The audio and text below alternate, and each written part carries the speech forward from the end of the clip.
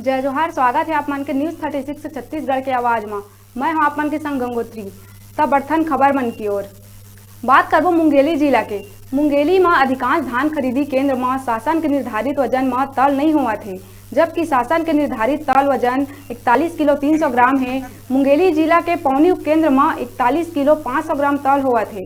किसान मन ले बात करें तो ओ मन बताइस के हमन 200 ग्राम धान सरकार ला देवत हन।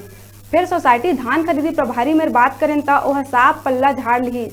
उन्हें बारदाना के कमी ले किसान परेशान है और धान के उठाव भी नहीं हो पावा थे।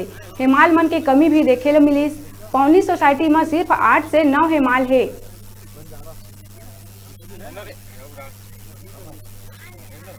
किसान उसके बावजूद भी है ना, बोल का थोड़ा से बाइट दे, बाइट में दे। अरे हाँ पास मोबाइल के चला देगा, वीडियो बना दे।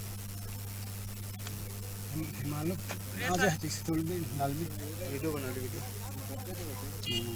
41 600 500 400 700 41 700 क्यों इतना ज़्यादा क्यों हो रहा है? देखिए वो हम लोग किसान हैं, हम लोग को जल्दीबाजी है, थोड़ा वो चलता रहता है, 19-20 होता रहता है। नहीं 19-20 क्यों होगा?